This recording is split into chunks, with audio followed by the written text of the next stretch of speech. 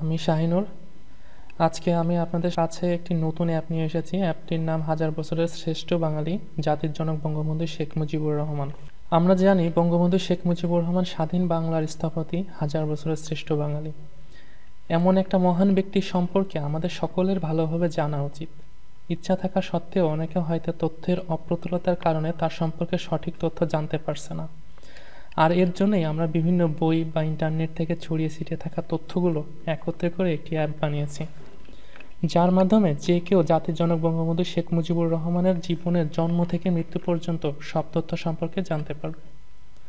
তার সকল ঐতিহাসিক ভাষণ যে কেউ যখন তখন এই অ্যাপের মাধ্যমে যেন শুনতে পারে, তার ব্যবস্থাও রাখা হয়েছে।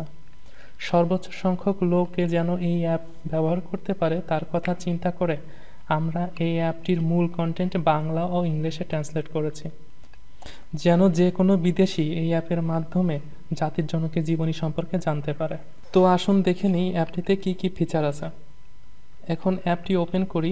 ওপেন করলে ডিফল্টভাবে বাংলা কন্টেন্টে অ্যাপটি দেখা যাবে। হোম পেজে শেখ মুজিবুর রহমান সম্পর্কে সংক্ষিপ্ত জীবন বৃত্তান্ত দেওয়া আছে। নিচের দিকে বিস্তারিত জীবনী বাটনে ক্লিক করলে আপনি অ্যাপের মূল পেজে প্রবেশ করতে পারবেন। এখানে দুইটি ট্যাব আছে। প্রথম ট্যাবে আছে জীবনী আর দ্বিতীয় ট্যাবে আছে ভাষণ ও সাক্ষাৎকার। জীবনী ট্যাব থেকে আপনি শেখ মুজিবুর রহমানের জন্ম থেকে মৃত্যু পর্যন্ত সকল ইভেন্ট সম্পর্কে জানতে পারবেন। এখানে আর্কাইভ থেকে বিভিন্ন ইমেজের ব্যবহার করা হয়েছে, যেমন 7ই মার্চের সেই ঐতিহাসিক ভাষণটি দেখতে আমি এখানে টাচ করছি। তো এখানে দেখতে পাচ্ছেন যে এখানে একটা ছবি সহ বিশদ বর্ণনা আছে, যেখানে সাল সাল থেকে বোঝানো হচ্ছে যে এটা কবে, কোন সালের তারিখ, আচ্ছা কোন তারিখ, 7ই মার্চ। আর বর্ণনা যেটা এখানে তার যে ভাষণ ছিল, অডিও ভাষণ, সেটা থেকে সরাসরি ট্রান্সলেট করে এখানে দেওয়া হয়েছে। এখান থেকে বিস্তারিত ভাষণটি দেখা যাবে। আবার ফিরে এসে আমি যদি শেষ মুহূর্তে চলে যাই তার মৃত্যু সম্পর্কে জানতে, তাহলে আমি এক শেষে যে লিস্টটা দেখতে পাচ্ছি, এখানে একটা টাচ করছি।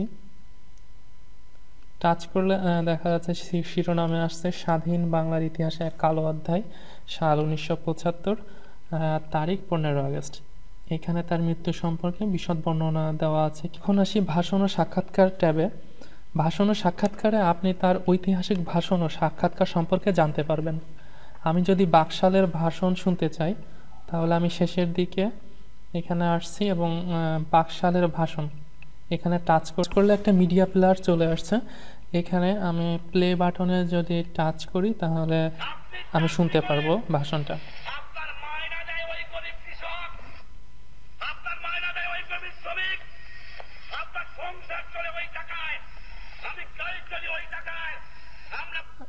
এখানে ডান পাশে একটি বাটন আছে, এবার ফরওয়ার্ড বাটন, এখান থেকে আপনি টাচ করে 5 সেকেন্ড করে আগাতে পারেন। যেমন আমি এখানে টাচ করছি, ভাষণটি 5 সেকেন্ড করে আগিয়ে যাচ্ছে। আর এখানে আপনি টোটাল কত টাইম রিমেইনিং আছে সেটা দেখতে পারবেন। বাম পাশে ব্যাকওয়ার্ড বাটনে চাপ দিলে আপনি 5 সেকেন্ড করে ব্যাকে আসতে পারবেন। যে কোনো মুহূর্তে আপনাকে পজ করার জন্য এখানে পজ বাটনে টাচ করলেই ভাষণটি পজ হয়ে যাবে। তো এমনভাবে সবগুলো ভাষণের ক্ষেত্রে একই সিস্টেম। আর আমি যদি ফিরে যাই আবার হোম পেজে, তাহলে দেখতে পাচ্ছি যে ইংলিশ ভার্সনে আমাদের যে সিস্টেমটা আছে হুবহু একেবারে বাংলার মতোই। তো ইংলিশে যদি আমি কন্টেন্টটা দেখতে চাই, তাহলে এখানে টাইটেল বার এখানে আমরা দেখতে পাচ্ছি ইএনজি নামে একটা বাটন আছে। তো এখানে যদি আমরা টাচ করি তাহলে সরাসরি এটা ইংলিশে ট্রান্সলেট হয়ে যাবে। আবার যদি আমি এই বাংলাতে টাচ করি তাহলে এটা আবার বাংলা ভার্সনে চলে আসবে। তো দেখে নিই যে ইংলিশ ভার্সনে আমাদের অ্যাপটি কেমন দেখাচ্ছে। তো আমি ইংলিশে টাচ করলাম। ওকে, এখন আমি ডিটেলস বায়োগ্রাফিতে টাচ করছি। টাচ করলে আমাদের পুরা ইংলিশ ভার্সনের অ্যাপটা এখানে দেখাচ্ছে। এখানে বায়োগ্রাফি আছে, স্পিচ অ্যান্ড ইন্টারভিউ আছে, দুইটা ট্যাব। বাংলার মতো সেম সিস্টেম, যেমন বায়োগ্রাফি থেকে তার জীবনী সম্পর্কে সব কিছু জানা যাবে। এখানে ক্লিক করে আপনি সব কিছু জানতে পারবেন। আর স্পিচ অ্যান্ড ইন্টারভিউ, এটাতেও একই সিস্টেম। তো একটা বিষয় যে কথা না বললেই নয়, যে আমরা বিভিন্ন জায়গা থেকে বিভিন্ন তথ্য সংগ্রহ করেছি। তো আমাদের এখানে কিছুটা ভুলভ্রান্তি থাকতে পারে। যদি কোনো ভুলভ্রান্তি থেকে থাকে তাহলে আপনারা আমাদেরকে মেইল করবেন, আমরা নেক্সট ভার্সনে এটা ঠিক করে দেওয়ার চেষ্টা করব। আর অ্যাপটা যদি আপনাদের একটু হলেও ভালো লেগে থাকে তাহলে একটা ভালো রেটিং দেওয়ার চেষ্টা করবেন, যেন আমরা এরকমই আরও অনেক ভালো ভালো অ্যাপস নিয়ে আপনাদের সামনে হাজির হতে পারি।